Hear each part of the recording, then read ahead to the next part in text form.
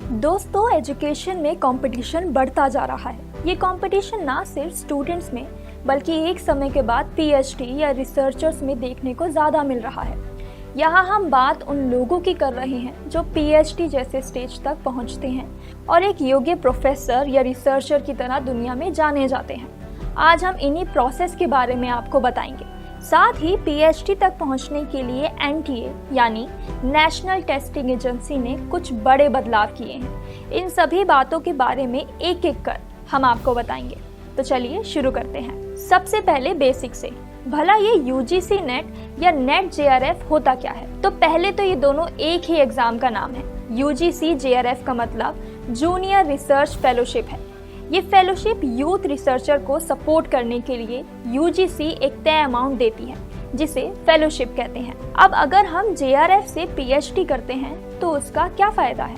तो देखिए, जब आप जेआरएफ कंप्लीट करते हैं तो आपके आईआईटी, आईआईएम या सेंट्रल यूनिवर्सिटी में प्लेसमेंट के चांसेस बढ़ जाते हैं। साथ ही बड़े कैंपस में जेआरएफ से पीएचडी करने वालों को प्रेफरेंस भी ज्यादा मिलती है। वहीं अगर हम नेट से पीएचडी की ओर जाते हैं तो क्या प्रोसीजर है? तो सबसे पहले तो नेट की फुल फॉर्म जान लेते हैं, नेशनल एलिजिबिलिटी टेस्ट।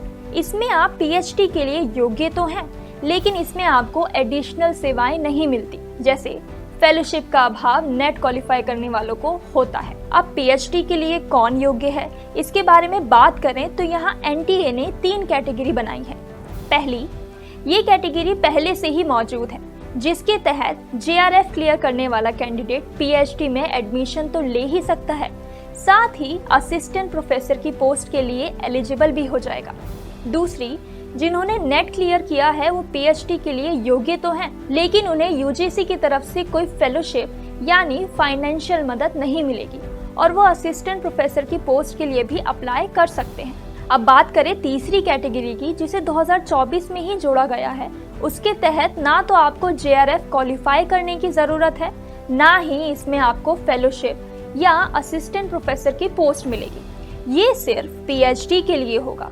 अब ये तो हम जानते हैं कि यूजीसी नेट में 300 में से मार्क्स दिए जाते हैं। इस नियम के तहत जब आप डायरेक्ट पीएचडी के लिए अप्लाई करेंगे तो एजेंसी एक मेरिट लिस्ट निकालेगी। इसमें 70% आपके यूजीसी के मार्क्स और 30% इंटरव्यू के मार्क्स जोड़े जाएंगे। अब यहाँ एक चीज देखने की बात है कि जो लोग जेआरएफ क्लियर करेंगे उन्हें इंटरव्यू के बेसिस पर ही पीएचडी में एडमिशन मिलेगा, सिर्फ इंटरव्यू के बेसिस पे।